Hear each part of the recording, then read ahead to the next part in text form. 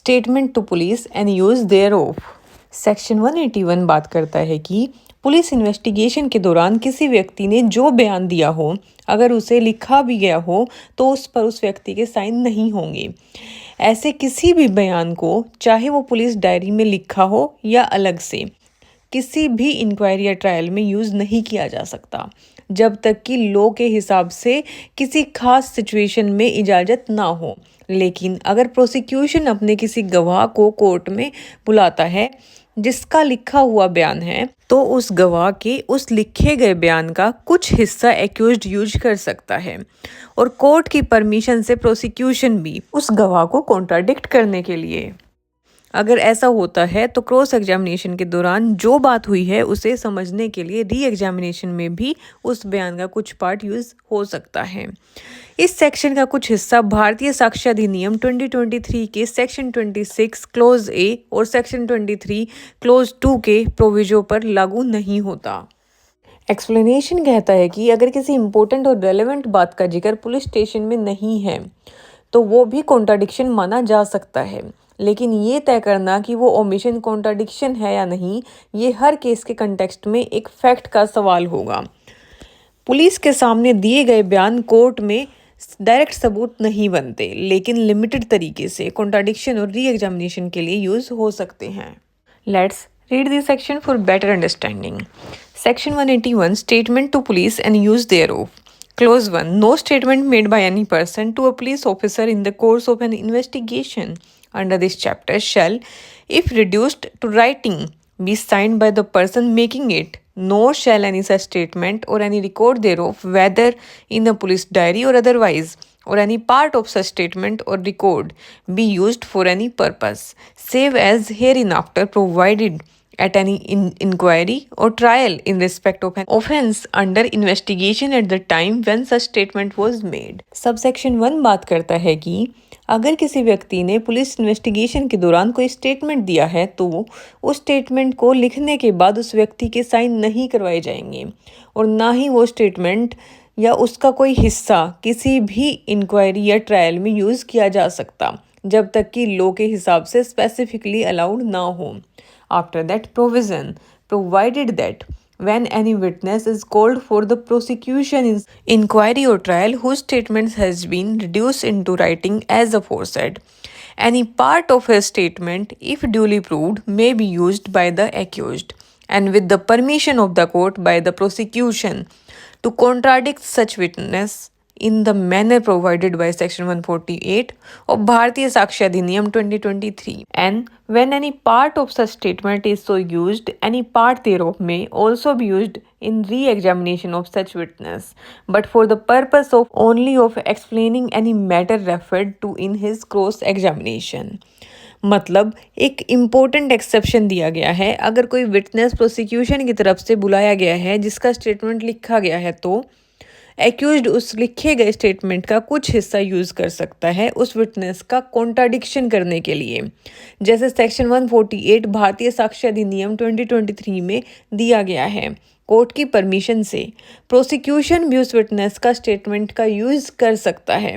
अगर स्टेटमेंट का कोई हिस्सा क्रॉस एग्जामिनेशन में यूज़ हो गया तो री एग्जामिनेशन में उसका यूज सिर्फ एक्सप्लेनेशन देने के लिए हो सकता है, उस बात तक सीमित जिसका जिक्र क्रॉस एग्जामिनेशन में हुआ था। After that, clause 2. Nothing in this section shall be deemed to apply to any statement falling within the provision of clause A of section 26 of Bharatiya Sakshya Adhiniyam 2023 or to affect the provisions of the proviso of subsection 2 of section 23 of the Adhiniyam. Subsection 2 बात करता है special situations के बारे में जहां ऊपर दिया गया रूल लागू नहीं होता। सेक्शन 26 क्लोज ए भारतीय साक्ष्य अधिनियम 2023 के अंडर आने वाले स्टेटमेंट्स जो कुछ स्पेसिफिक सिचुएशंस में अलो होते हैं और सेक्शन 23 क्लोज 2 के प्रोविजो जो भारतीय साक्ष्य अधिनियम में दिए गए हैं, ये भी एक स्पेसिफिक एक्सेप्शन है जहां स्टेटमेंट का यूज़ किया जा सकता है। इन दोनों केसेस में ऊपर वाले क्लोज 1 की रिस्ट्रिक्शंस अप्लाई नहीं करती। After that, explanation.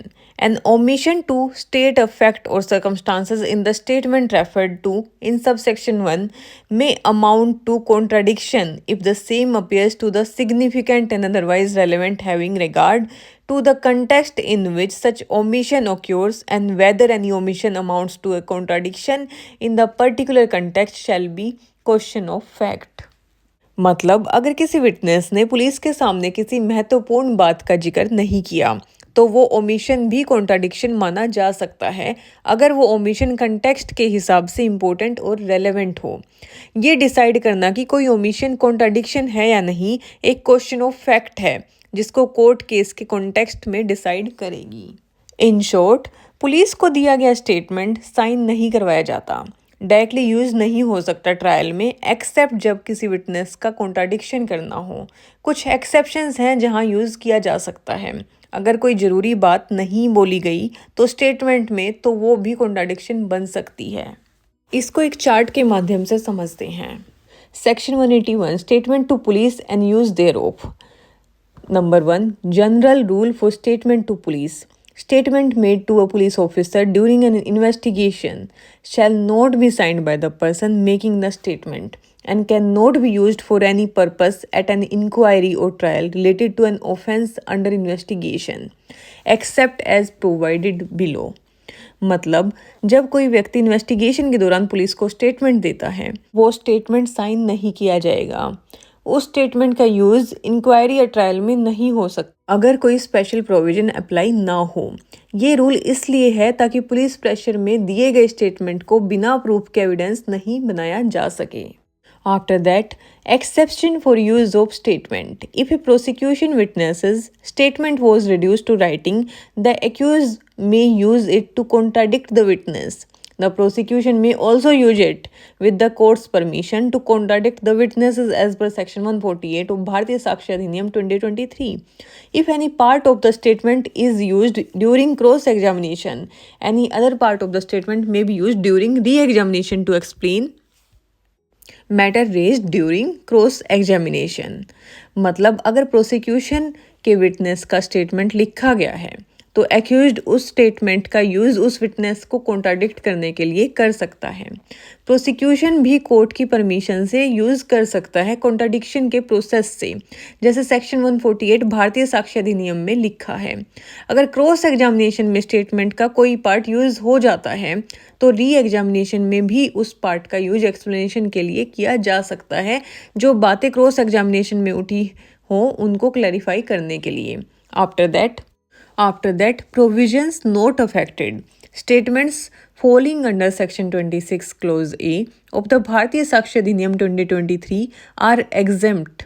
The proviso of Section 23 Clause 2 of the Bharatiya Sakshya Adhiniyam 2023 remains unaffected. मतलब कुछ स्पेसिफिक सेक्शंस इस रूल से एग्जेम्प्ट हैं। सेक्शन 26 क्लोज ए भारतीय साक्ष्य अधिनियम इन पे ये रेस्ट्रिक्शंस अप्लाई नहीं होती और सेक्शन 23 क्लोज 2 का प्रोविजन भी एज इट इज़ अप्लाई होता है, इस सेक्शन से अनअफेक्टेड है। इन सिंपल टर्म्स कुछ स्टेटमेंट्स अलाउड होते हैं यूज़ के लिए even if they are given to police. After that, explanation regarding contradictions. An omission to state a fact or circumstance in a police statement can be considered as contradiction if the omission is significant and relevant in the context. Whether the omission amounts to a contradiction is a question of fact. अगर witness ने अपने police statement में कोई important बात नहीं बोली तो omission contradiction माना जा सकता है, लेकिन तब भी जब ओमिशन सिग्निफिकेंट और रेलेवेंट हो उस कंटेक्स्ट में। और ये डिसाइड करना कि ओमिशन कॉन्ट्राडिक्शन है या नहीं ये एक फैक्चुअल मैटर है जो कोर्ट सिचुएशन देखकर डिसाइड करेगी। In short, Section 181 restricts police given statements from being used in trial unless for contradiction, and even then only under court procedures. If you found this video helpful, don't forget to like, subscribe and share. Your support helps us create more free legal content. Drop your questions in the comments below. We love hearing from you. Thank you.